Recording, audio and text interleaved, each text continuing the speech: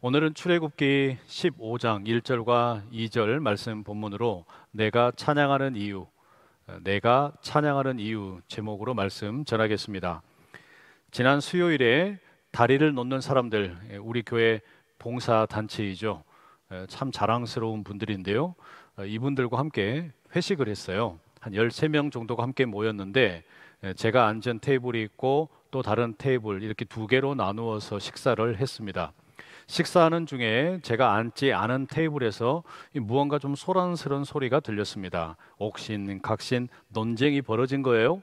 그 내용을 가만히 들어보니까 찬양대에 새로 들어가려고 할 때 오디션을 봐야 하느냐 말아야 하느냐, 이게 논쟁의 어떤 그 핵심이었습니다.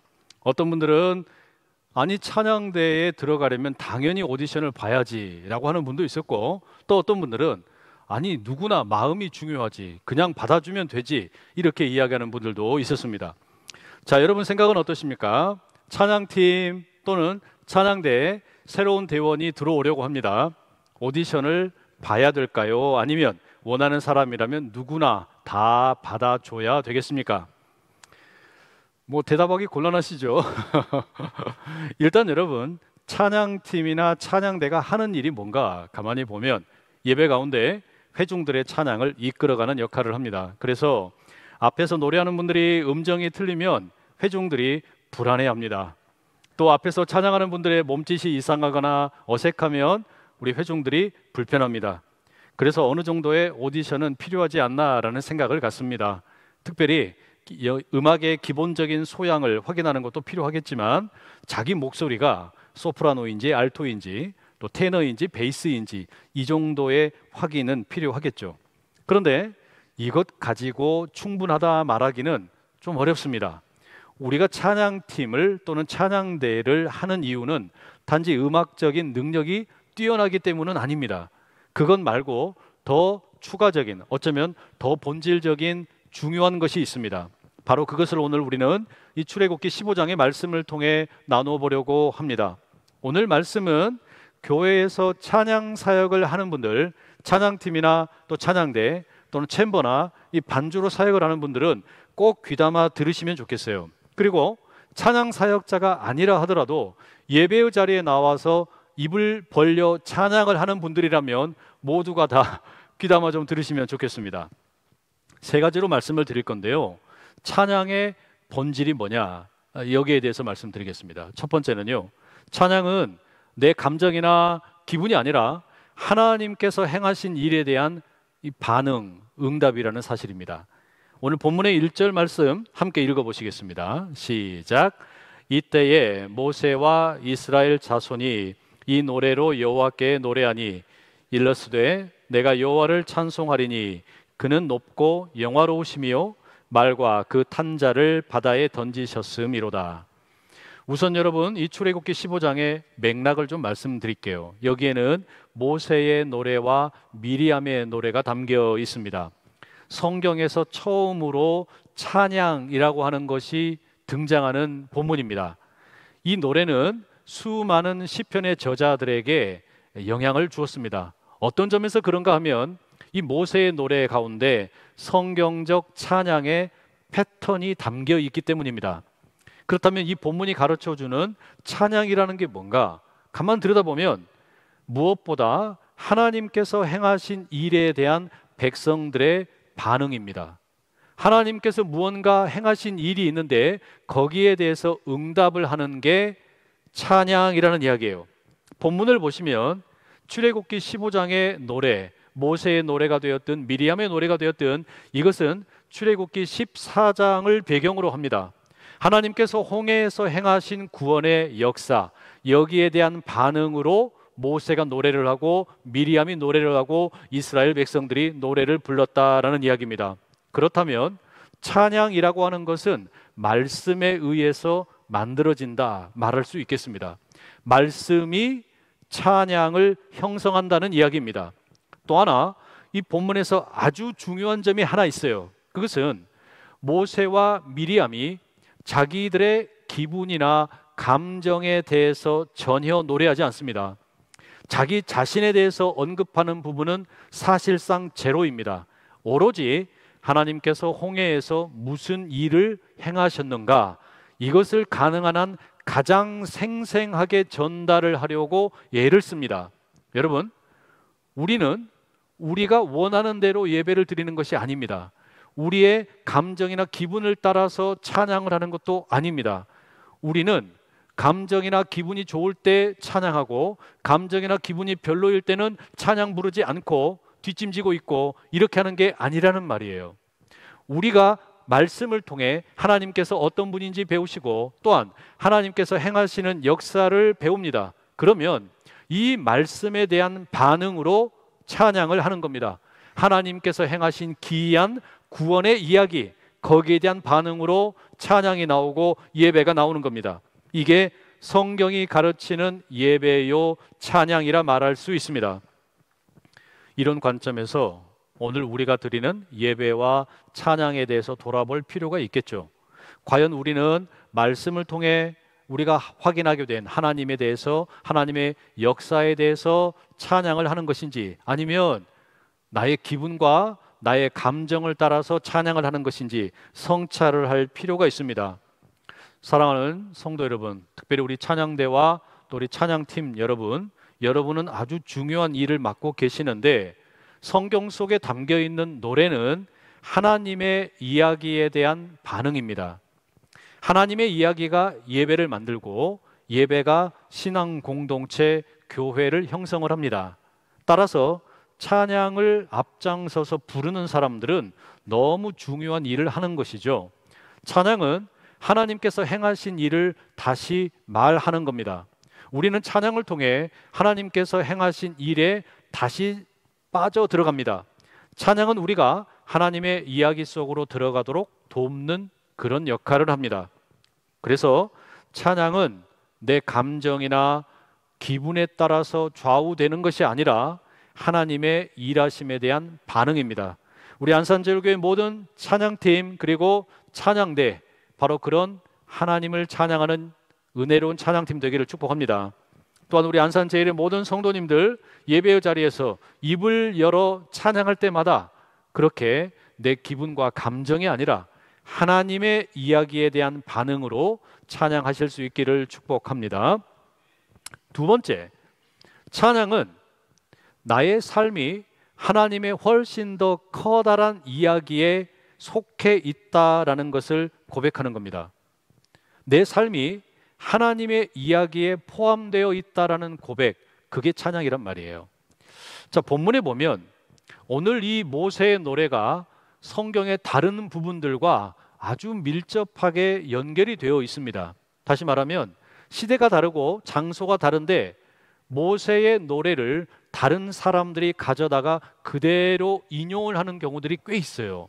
예를 들어 2절의 말씀 우리 한번 읽어보실게요. 2절 시작.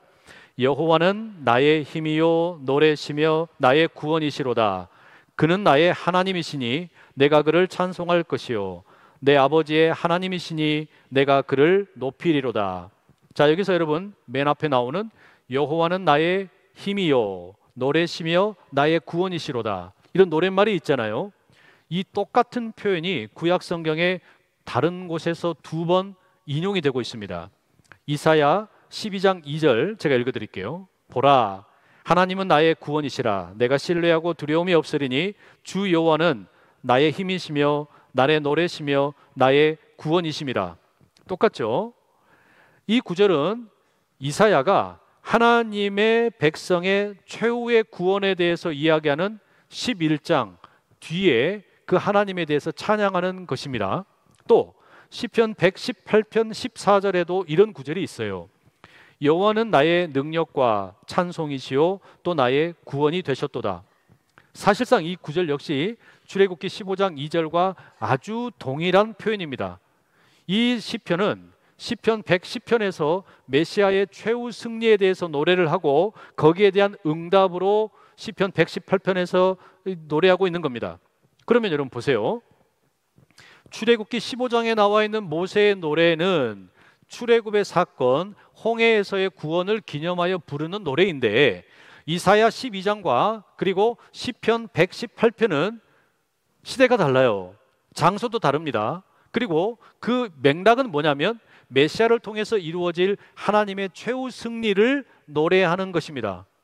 이게 뭐냐면 과거의 사건이 미래의 사건을 해석을 하는데 사용이 된 거예요. 출애굽기 15장 8절에 역시 또 이런 표현이 있어요. 주의 콧김에 물이 쌓이되 파도가 언덕같이 일어서고 큰 물이 바다 가운데 엉기니이다. 여기에 주의 콧김, 이렇게 흥 하는 콧김 있잖아요. 이 콧김이라는 표현을 한번 주목을 해보시면 시편 18편 15절에 또 사용이 됩니다. 이럴 때에 여호와의 꾸지람과 콧김으로 말미암아 물밑이 드러나고 세상에 터가 나타났도다. 시편 18편은 다윗이 사울 왕의 소나귀에서 구원받은 것을 기념하여 부르는 노래입니다. 그런데 다윗은 자기의 구원 사건, 사울로부터 구원받은 사건을 출애굽기 15장에 있는 주의 콧김이라는 표현을 가지고 와서 홍해의 사건과 비교를 하고 있어요. 내가 사울로부터 구원받은 것은 마치 이스라엘이 이집트로부터 해방된 것과 같은 것이다 라고 노래를 하는 겁니다. 신약 성경도 출애굽의 사건, 홍해의 사건을 예수 그리스도의 생애와 비교를 해서 서술을 하곤 합니다. 그 중에 가장 대표적인 것이 이 마태복음의 서론입니다. 마태복음의 서론에는 다른 복음서에는 없는 예수 그리스도께서 태어나셨을 때 헤롯 임금이 그 베들레헴 지경에 있는 히브리 남자 아이들을 다 죽이려고 했다. 그것을 피해서 이집트로 도망갔다라는 기록이 있어요. 아주 유사하죠. 그리고 예수님께서는 요단강에서 세례를 받으시고 광야에서 40일 동안 금식을 하십니다. 시험을 받으십니다. 이것은 이스라엘이 출애굽 이후에 광야 40년의 시간을 보내는 것을 그대로 모티프 삼은 것과 마찬가지입니다. 이스라엘은 광야에서 실패했지만 예수님께서는 광야에서 승리를 하시죠. 또한 모세가 이스라엘 백성들을 이제 시내산에 이끌고 가서 거기서 하나님으로부터 율법을 받습니다. 십계명을 받는단 말이에요. 마찬가지로 예수님께서는 마태복음 5장, 6장, 7장에 산상수훈을 말씀을 하시는데 또 다른 모세처럼, 새로운 모세처럼 하나님의 새로운 율법을 백성들에게 가르쳐 주십니다. 그러니까 마태복음의 저자는 의도적으로 예수님을 또 다른 출애굽을 일으키는 분으로 묘사하는 겁니다. 이 출애굽의 사건이, 홍해의 사건이 예수님의 생애와 아주 밀접하게 연결이 되고 있는 거예요. 여러분, 이게 뭘 말하는 거냐? 구약 성경과 신약 성경에서는 출애굽의 사건, 홍해의 사건이 단지 역사에 한 번밖에 일어나지 않은 이례적 사건이 아니라 미래에 하나님께서 계속해서 사용하실 일종의 패턴이라고 본 거예요. 하나님께서 출애굽을 통해 이스라엘을 구원하시고 홍해에서 이집트의 군사들을 수장시키고 이스라엘을 구원하신 이 사건은 앞으로의 미래에도 하나님께서 이와 같은 일을 행하실 것이다. 그와 같은 패턴으로 작동을 하는 겁니다. 과거의 사건들이 후대의 사건을 해석하는 데 사용이 되는 겁니다. 자, 다시 말씀드릴게요. 과거의 사건이 후대의 사건을 해석을 하는데 사용이 된다. 이게 무슨 말이냐? 쉽게 다시 한번 이 시편 18편을 예로 들어봅니다. 다윗의 경험은 뭐냐면 사울로부터 구원받은 거예요. 이게 다윗의 이야기잖아요. 그런데 다윗은 자기 이야기를 출애굽의 이야기, 홍해의 이야기와 비교해서 지금 해석을 하고 있는 겁니다. 자기 이야기는 홍해의 이야기가 아니에요. 다윗의 이야기는 사울로부터 벗어난 이야기지 홍해의 사건이 아니라는 말입니다. 그런데 왜 다윗은 자기 이야기를 홍해의 사건과 비교하겠습니까? 이건 너무 명확해요. 다윗 자신의 삶이 하나님의 훨씬 더 커다란 이야기에 속해 있다라는 고백이에요. 내 이야기는 그냥 홀로 존재하는 것이 아니라 하나님의 훨씬 더 커다란 역사, 하나님의 훨씬 더 커다란 이야기에 포함되어 있다라고 고백을 하는 겁니다. 그게 시편 18편의 노래라는 말이에요. 그래서 찬양을 우리가 뭐라고 고백할 수 있는 거냐면 나의 삶이 하나님의 훨씬 더 커다란 이야기 속에 포함되어 있습니다. 이걸 고백하는 게 찬양이라는 말이죠. 우리 역시 마찬가지입니다. 다윗이 홍해의 이야기를 가지고 와서 자신이 사울로부터 구원받은 이야기를 해석을 하고 노래했던 것처럼 우리는 이제 어떻게 합니까? 구약과 신약의 사건을 오늘 우리의 이야기로 해석을 합니다. 오늘 우리의 이야기를 그 구약과 신약의 사건들을 가지고서 해석을 하고 노래를 하는 거예요. 그래서 노래를 한다라는 것은, 찬양을 한다라고 하는 것은 성경의 이야기가 곧 나의 이야기라는 고백입니다. 성경의 이야기가 옛날 역사 이야기가 아니라 나의 이야기라는 고백이고 거기에다가 자기의 삶을 집어넣는 고백이란 말이에요. 성경의 저자들은 66권의 책을 썼습니다. 각기 다른 시대와 다른 저자들에 의해서 기록이 되었어요. 하지만 성경이 하나의 이야기라고 하는 것을 우리는 너무 잘 압니다. 마치 각각의 퍼즐 조각들이 독특한 모양을 가지고 있지만 이 퍼즐을 다 모아놓고 보면 예쁜 하나의 그림이 만들어지잖아요. 마치 그것처럼 성경에 흩어져 있는 모든 이야기들은 결국에 하나로 귀결이 됩니다. 예수 그리스도의 복음이에요. 창세기에서 요한계시록까지 모든 이야기를 하나로 끌어당기는 중력이 뭐냐? 그게 예수 그리스도의 복음입니다. 그래서 우리는 예수 그리스도를 찬양합니다. 예수님의 복음을 찬양하는 거예요. 우리가 예수님을 찬양한다라는 말의 의미는 성경의 모든 이야기가 예수 그리스도에게로 연결이 되고, 그리고 우리의 삶도 주님에게로 연결되어 있다라는 고백이에요. 찬양하며 예배하는 성도 여러분, 또 우리 찬양대와 찬양팀 여러분, 우리의 삶이 하나님의 이야기에 포함되어 있다라는 이 고백이 우리의 예배 가운데 가득 펼쳐질 수 있기를 축복합니다. 성경의 이야기가 곧 나의 이야기다. 이것을 고백하는 아름다운 찬양의 제사가 우리 모두를 통해 들려지기를 소망합니다. 마지막 세 번째, 이 세 번째 찬양의 본질이 뭐냐? 찬양은 하나님과 기꺼이 함께 살겠다는 고백입니다. 찬양은 내가 하나님과 함께 거하겠다라는 고백이에요. 본문 17절 우리 같이 한번 읽어보실게요. 시작. 주께서 백성을 인도하사 그들을 주의 기업의 산에 심으시리이다. 여호와여, 이는 주의 처소를 삼으시려고 예비하신 것이라. 주여, 이것이 주의 손으로 세우신 성소로소이다. 모세의 노래를 가만히 보면 두 개로 구성이 되어 있어요. 1절에서 10절까지는 홍해의 사건에 대한 노래이고 11절에서부터 마지막까지는 이제 앞으로 하나님께서 행하실 일에 대한 약속을 담고 있습니다. 모세는 하나님의 약속을 노래합니다. 하나님의 약속이라는 게 다른 게 아닙니다. 하나님께서 이스라엘과 함께 사시겠다는 겁니다.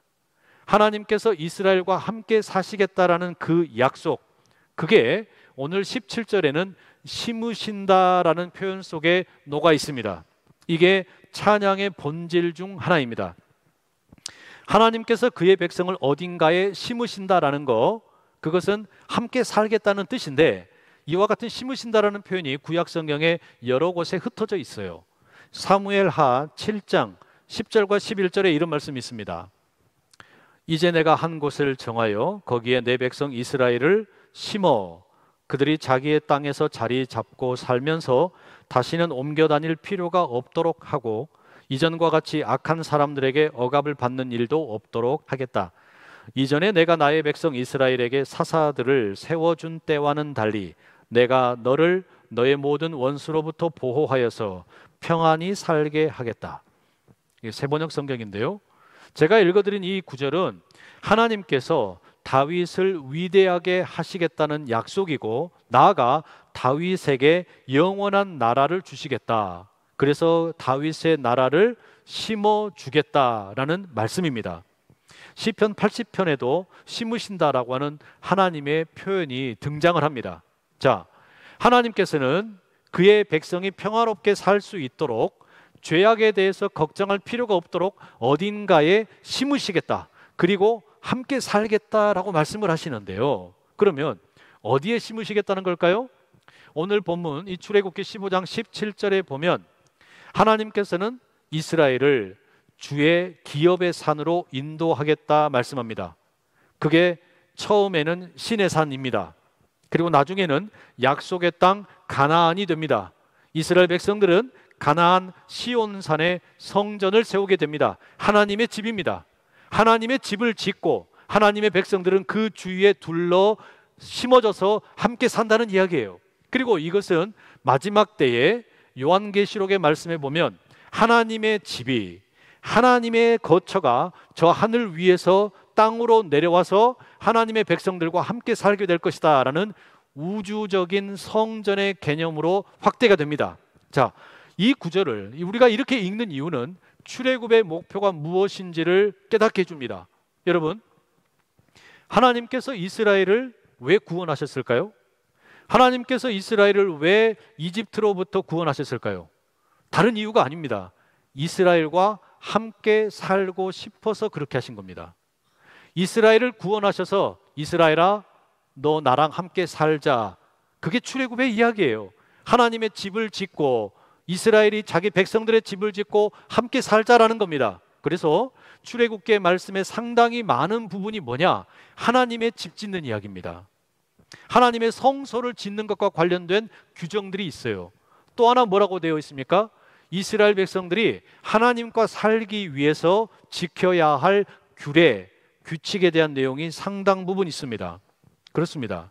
이 출애굽의 이야기는 하나님께서 에덴 동산에서 아담이 잃어버렸던 것, 다시 말해 하나님 앞에서 살아가는 삶을 회복시켜주는 이야기입니다. 복음의 약속이라고 하는 것은 하나님과 함께 사는 삶입니다. 우리도 마찬가지예요. 하나님께서 저와 여러분을 왜 구원하실까요? 저나 여러분이랑 뭐 잘난 게 있다고, 뭐 뛰어난 게 있다고 구원을 하시겠어요? 하나님 입장에서 보면 우리를 통해 얻을 수 있는 게 없어요. 하나님께서 원하시는 것은 딱 하나입니다. 사랑하는 아들아, 사랑하는 딸아, 너 나랑 함께 살자. 이게 하나님께서 구원의 역사를 베푸시는 이유입니다. 우리가 이걸 어떻게 아느냐? 우리가 직감적으로 아는 방법이 있어요. 우리가 이 땅에 사는데 우리는 이 땅을 가리켜 영원한 우리의 거처라고 말하지 않죠. 우리의 고향은 다른 곳에 있다라고 이야기합니다.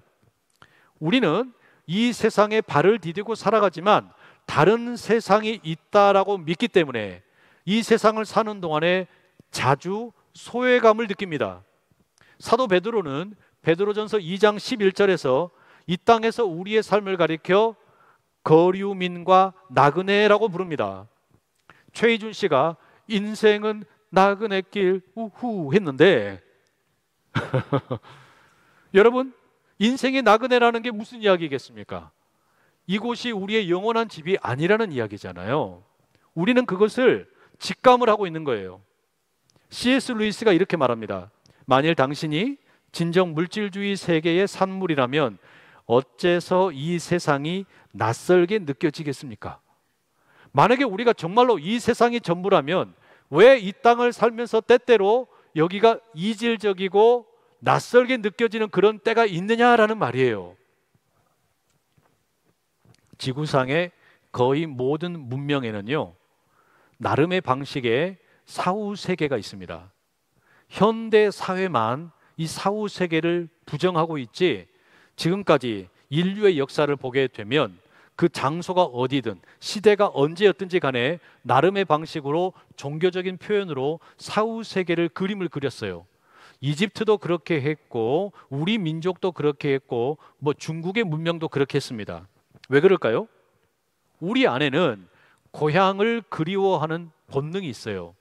하늘에 대한 동경이 있는 겁니다. 이거를 연어들의 귀소 본능이라 말해도 좋겠습니다. 거친 물살을 헤집고 자기 고향을 찾아가는 그 연어처럼 우리가 이 땅에 살고 있지만 우리에게는 고향에 대한 그리움이 있는 겁니다. 그래서 우리가 어떤 존재인지를 알아야 돼요.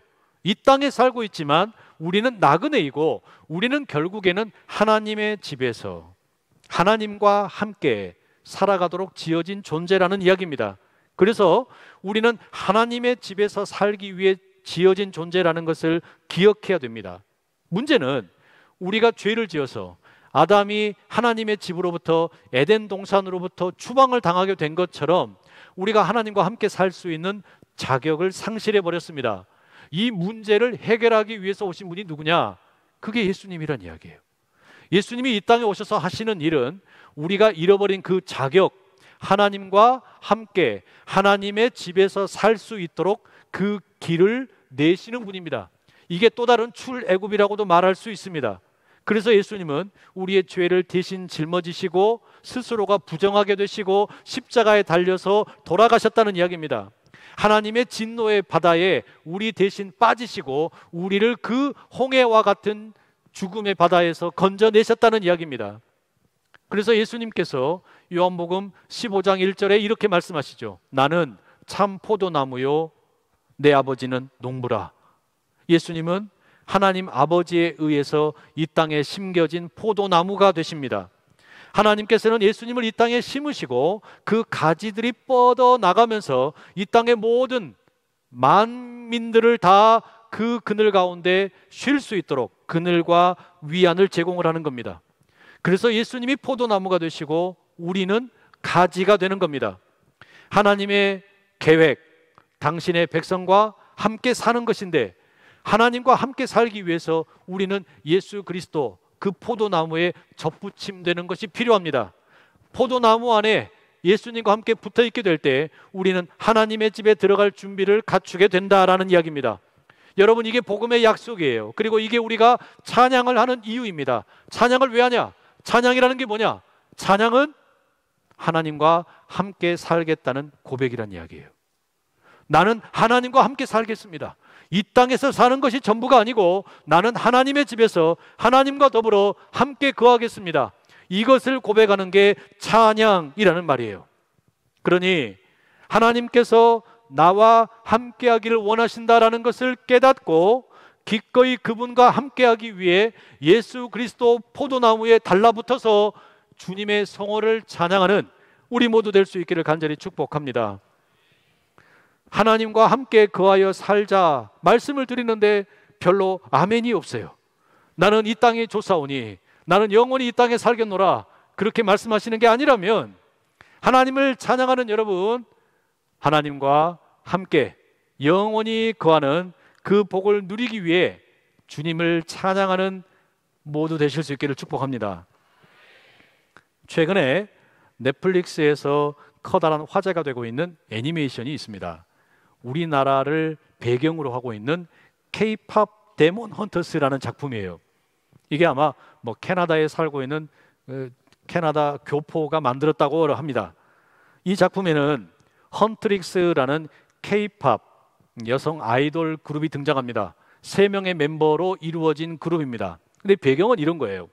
아주 오래전부터 사람들이 살고 있는 이 세상 가운데 악한 영이 쳐들어옵니다. 그리고 사람들의 영혼을 도둑질해서 빼앗아 가지고 자기들의 왕인 귀마에게 보내버립니다. 이때 사람들을 지켜주기 위해서 영웅이 나타납니다. 이 영웅들은 자기들의 목소리로 어둠을 몰아내는 힘을 이제 뽐내게 됩니다. 이 영웅들의 목소리에는 용기와 희망이 있습니다. 이들은 그래서 악한 데몬과 싸우고 그 데몬들을 없애는 헌터들입니다. 이들의 음악은 사람들의 영혼에 불을 지피고 사람들을 하나로 모아줍니다. 이 유대감을 가지고 이 노래하는 사람들은 세상을 지키는 방패를 만들게 됩니다. 세대가 바뀔 때마다 3명의 새로운 헌터가 이제는 임무를 받게 되고 그 일을 수행을 하게 됩니다. 세상에서 악령을 물리치고 귀마를 몰아내고 절대로 뚫리지 않는 단단한 장벽을 만드는 겁니다. 지금 우리가 살고 있는 시대에는 루미, 미라, 조이 이렇게 3명의 여성 아이돌이 헌트릭스라는 아이돌 그룹을 만들어서 바로 그런 일을 한다는 거예요. 이 헌트릭스에 속한 3명의 멤버들은 노래를 합니다. 그러면 많은 사람들이 언니 언니 하면서 막 환호성을 지르겠죠. 그리고 그들이 그렇게 노래하는 가운데 사람들이 힘도 얻고 용기도 얻게 된다는 거예요. 제가 이 애니메이션을 보면서 은혜를 엄청 많이 받았어요. 왜 그런 줄 아세요? 이 K-팝 데몬 헌터스, 그들이 하는 일, 노래에 힘이 있고 어둠을 물리치고 힘을 주고 용기를 준다. 이거 어디서 많이 들어본 거 아닙니까? 찬양대 여러분이 하는 일 아니에요? 찬양팀이 하는 일 아닙니까? 찬양대가 또 찬양팀이 하나가 되어가지고 찬양을 할 때 여러분, 우리가 위로를 받아요. 우리가 용기를 얻어요. 우리가 함께 찬양을 하게 될 때 어둠이 물러가게 되고 빛이 임하게 된다는 이야기입니다. 찬양에는 묘한 힘이 있어요. 찬양을 하게 되면 어둠의 세력에게 묶여있던 영혼이 그 사슬을 끊고 주님께로 돌아오게 됩니다. 그래서 이렇게 우리가 함께 모여서 찬양을 하는 것이 너무 중요합니다. 우리가 함께 찬양할 때 영혼들 속에 불이 지펴집니다. 그리고 우리가 보이지 않는 선으로 묶여요. 우리는 사랑의 띠로 하나가 됩니다. 그리고 그렇게 찬양을 하게 될 때 악한 영을 물리치게 된다는 이야기예요. 그러면 여러분, 아이돌 그룹들이 노래할 때는 그 팬들이 야광봉을 흔들면서 언니, 오빠 하면서 노래를 부르는데, 여러분, 우리가 찬양팀이, 찬양대가 이렇게 함께 찬양을 하면 사람들이 뭐라고 합니까? 주여라고 하지 않습니까? 주여라고 노래를 부르잖아요. 죽어가던 영혼들이, 귀마에 사로잡혀 있던 영혼들이 주께로 돌아와서 이제는 주님을 찾게 된다는 이야기예요. 찬양대 또 찬양팀, 얼마나 중요한 일을 하는지 아시겠죠? 찬양의 본질이 뭡니까? 찬양은 내 기분이나 감정이 아니라 하나님께서 하신 일에 대한 응답이에요. 찬양은 내 삶이 하나님의 훨씬 더 커다란 이야기 속에 포함되어 있다는 고백이에요. 찬양은 하나님께서 나와 함께 살기 원하신다는 약속을 믿는 고백입니다.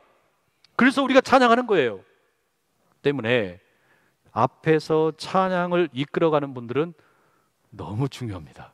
찬양대 너무 중요해요. 찬양팀 너무 중요한 역할을 갖고 있어요.